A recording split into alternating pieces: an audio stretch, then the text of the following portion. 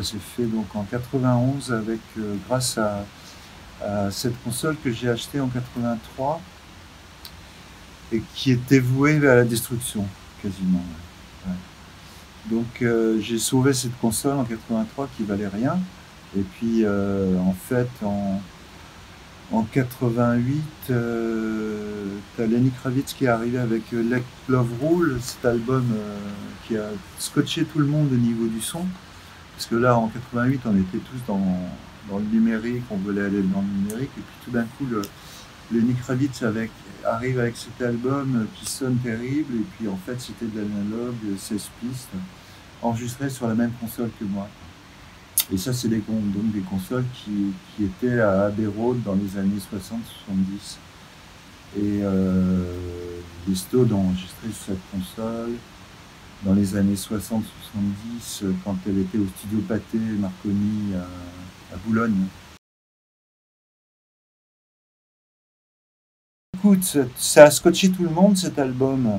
Ça a vraiment scotché tous les gens de la musique parce que c'était comme un nouveau son, mais en fait c'était un vieux son, tu vois, qu'il a su utiliser dans des formes un peu nouvelles, quoi.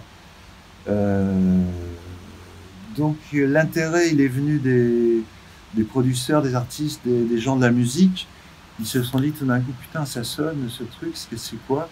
Et en fait, c'était enregistré sur la même console et c'était enregistré sur un magnéto à bande de 16 pistes, quoi. Donc, et en fait, pour moi, je date.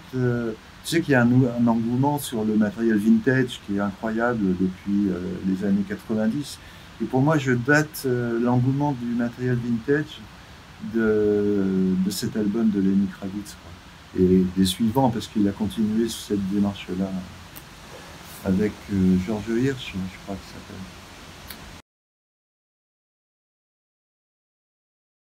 Les groupes, par essence, ils ont envie d'être ensemble, ils ont envie qu'il se passe quelque chose, que ce soit une aventure humaine en même temps qu'une aventure musicale.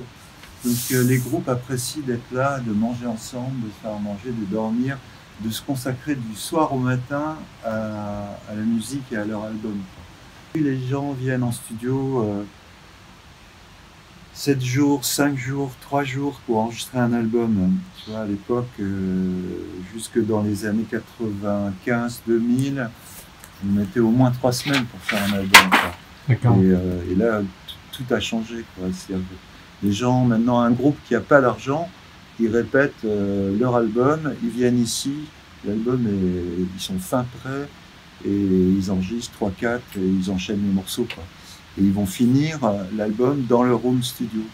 Tu vois, il y a quand même une complémentarité entre le home studio et le studio. Parce que tous les gens, tous les jeunes, et c'est bien les artistes que les groupes qui ont des home studios, leur rêve c'est quand même d'être dans un studio, parce que dans leur home studio, dans leur cuisine, dans leur salon, ils peuvent difficilement enregistrer les bonnes batteries ou des amplis guitare ou ce genre de choses. Donc ça correspond toujours à un rêve. Tous les gens, tous les artistes rêveraient d'être dans un studio, mais ils n'ont pas les moyens économiques pour se permettre ça.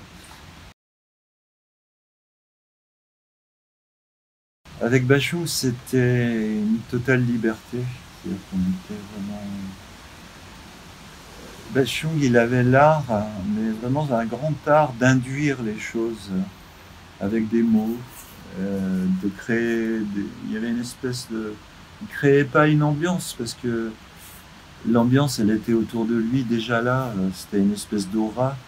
Il a une espèce d'aura, il avait une espèce d'aura comme ça, incroyable, à la fois de douceur, d'intuition, quelqu'un d'extrêmement intuitif. Et dans cette ambiance-là, on avait toute l'attitude de proposer des choses, et puis tout sortait très très spontanément.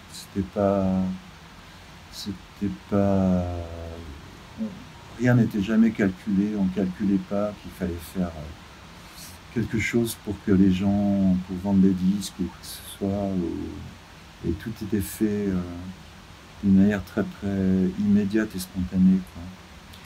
C'est quelque chose que j'ai pas connu avec d'autres artistes en studio. Parce que bien sûr, les artistes, ils ont une idée de ce qu'ils veulent à l'arrivée. Et une idée assez précise, plus ou moins précise, très précise, etc. Donc on est un petit peu, quand on est musicien, dans d'autres situations, on est un petit peu, on est au service de l'artiste et il faut savoir se mettre au service de l'artiste, bien sûr. Ouais. Voilà, mais je pense que pour moi, c'était quand même une expérience totalement unique de travailler avec Bashung. C'était à la ville et dans le civil et dans le... C'est quoi le contraire du civil? Dans le militaire, dans le civil, si tu veux. C'est à la ville et à la scène. Et... Fantaisie militaire. Ouais, c'est ça. On se voyait dans la vie, on faisait des repas ensemble. C'était une période incroyable.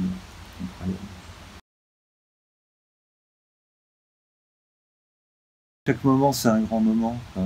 Quand tu vois les gens dans leur travail, tout ça, qui essayent de donner le meilleur, je trouve que c'est ça qui est beau en studio, c'est que les gens sont là pour donner le meilleur, parce que un album, on le fait qu'une fois dans une vie. Après, on fera le prochain, mais celui-là, c'est qu'une fois, quoi. Donc tout le monde est là pour donner le meilleur, et il y a une espèce d'énergie comme ça,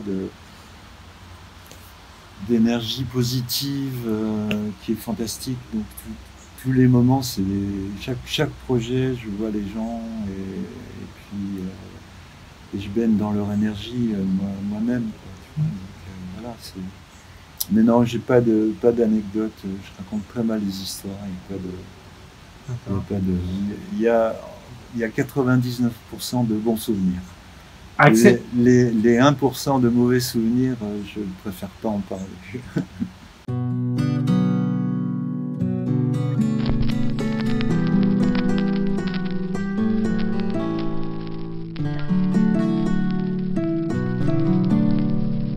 l'IMI qui était à Pathé Marconi, qui a été fabriqué en 1971 et sur laquelle les Stones ont enregistré.